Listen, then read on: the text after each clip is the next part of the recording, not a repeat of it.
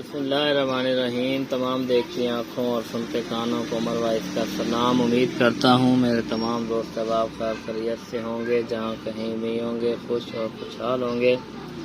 دوستو، آج کی اس ویڈیو میں آپ کو خوشی اور سکون سے متعلق باتیں بتائی جائیں گی کہ کیا خوشی اور سکون زندگی میں ہونا ضروری ہے، یا جس حال میں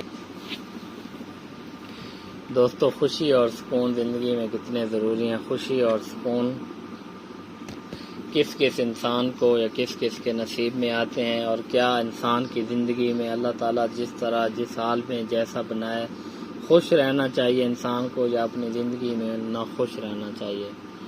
دوستو، بات یہ ہے کہ جو بھی خدا تعالیٰ کی تخلیق ہے، ہم سب انسانوں کو اس پہ راضی رہنا سیکھنا چاہیے۔ بعض اوقات بعض لوگ یہ ہوتے ہیں کہ جیسے جو جس فیلڈ میں مگن ہے اس کو اسی میں خوش رہنا چاہیے۔ دعا شکوہ کرتے ہیں کہ میں کس کام میں بیٹھا ہوں تو مجھے وہ نہیں مزہ آ رہا، اس کام میں ہوتا تو اس طرح ہے، ساتھ میں پڑوسی کو امیر ہو جاتا ہے تو پھر کہتے ہیں میں اس کی طرح ہو جاتا تو میں یہ کر لیتا وہ کر لیتا۔ حالانکہ دراصل یہ انسانی سوچ کا صرف فتنہ ہوتا ہے اور کچھ بھی نہیں ہوتا۔ اگر انسان کو ایک سیٹ سے تو اسی وجہ سے جس حال میں بھی ہو، جس طرح کا بھی ہو، تو ہر حال میں خوش رہنا سیکھو۔ خوش رہنے سے انسان کی زندگی میں آنے والے کل میں بھی خوشیاں آتی ہیں، اور زندگی کے دورانیے میں بھی خوشیاں آتی ہیں۔ دوستو، آئیے اس سے متعلق جو ویڈیو ہے بنائی ہے وہ آپ کو بیان کرتے ہیں کہ خوشی اور سکون۔ ایک بادشاہ تھا، وہ دن بھر ملک کے انتظامی کاموں میں اتنا مصروف رہتا تھا کہ اسے آرام کرنے کے لیے بہت ہی کم وقت ملتا تھا۔ ایک دن اسے خیال آیا کہ یہ بادشاہ تو ایک مصیبت ہے، ہر وقت کام میں لگا رہتا ہوں، نہ دن کو چین ملتا ہے نہ رات کو آرام ملتا ہے۔ میں وقت کا بادشاہ ہوں، بادشاہ ہونے کی وجہ سے بھی میں آرام نہیں کر سکتا، دن کو چین نہیں کرتا، رات کو سکون نہیں کر سکتا، تو میری زندگی میں خوشیاں نہیں ہیں۔ اگر میں خوش نہیں ہوں تو کوئی اور شخص کیسے خوش ہو سکتا ہے اپنی زندگی سے؟ تو اس نے سوچا کہ میں دیکھنا چاہتا ہوں کہ اس ملک میں کتنے انسان خوش ہیں۔ یہ سوچ کر وہ رات کو اپنا بیس بدلتا ہے اور رات کو علاقے میں گشت شروع کر دیتا ہے، اور اس آدمی کی تلاش میں چلنا شروع کر دیتا ہے کہ وہ جو خوش ہوتا ہے۔ سب سے پہلے اس کی ملاقات ایک سوداگر سے ہوتی ہے۔ بادشاہ اس سے پوچھتا ہے کہ تو یقیناً خوش اور سکون کے ساتھ زندگی بسر کر رہا ہوگا۔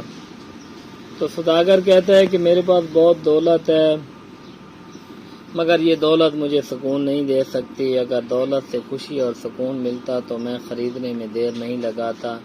اس دولت نے میری زندگی کو پریشان کر کے رکھ دیا ہے۔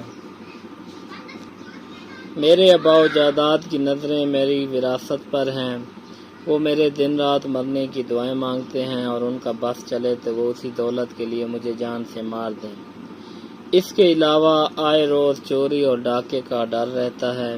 رات دن اسی سوچ میں گل رہا ہوں، میری صحت بھی متاثر ہو رہی ہے۔ کاش میں غریب آدمی ہوتا، محنت مزدوری کر کے ایک جھونپڑے میں خوشی سے زندگی گزارتا، تب مجھے کسی قسم کی فکر نہ ہوتی۔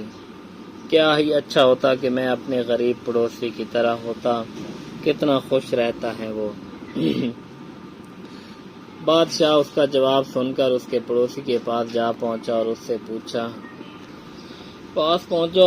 پوچھا تم اپنے اس حال میں خوش ہو؟ پڑوسی بولا میں تو اس سخت حوانت اور مشقت سے تنگ آ گیا ہوں، بھلا یہ بھی کوئی زندگی ہے؟ میں چاہتا ہوں کہ اپنے پڑوسی سوداگر کی طرح ہر وقت آرام کرتا رہوں، اصل زندگی تو یہی ہے۔ ان دونوں کے جواب سن کر بادشاہ کو تسلی نہ ہوئی تو وہ اپنی حکومت کے ایک بڑے افسر سے ملا۔ اسے چند روز پہلے ایک بڑے عہدے پر ترقی دی گئی تھی۔ بادشاہ کے سوال پر وہ بولا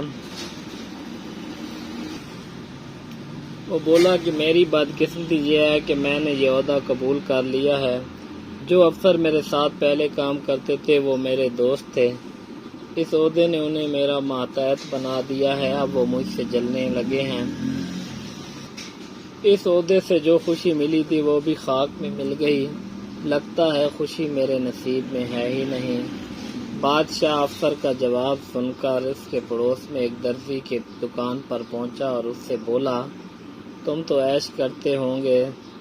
درزی بولا، جناب میں اس کام سے ہرگز خوش نہیں، بھلا یہ بھی کوئی کام ہے؟ سارا دن ایک جگہ بیٹھے کپڑے سیتے رہو، اس کام سے تو میری جان جاتی ہے، مگر کیا کروں، مجبوری ہے۔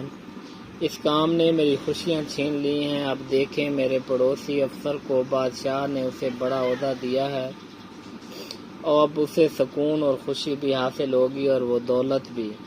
کاش میں ہی وہ افسر ہوتا۔ بادشاہ نے درزی کا جواب سن کر شہر کے باہر ایک دیہات میں پہنچا ہی تھا کہ بارش شروع ہو چکی۔ بادشاہ نے ایک جھونپڑے کا دروازہ کھٹکھٹایا تو اندر سے ایک بزرگ باہر آئے اور بادشاہ سے بولے، اندر آ جاؤ۔ جھونپڑے کی چھت کئی جگہوں سے ٹپک رہی تھی، جہاں سے بارش کا پانی ٹپک رہا تھا۔ وہاں بزرگ نے ٹین کے خالی ڈبے نیچے رکھ دیے تھے، پانی ان ڈبوں میں گر رہا تھا۔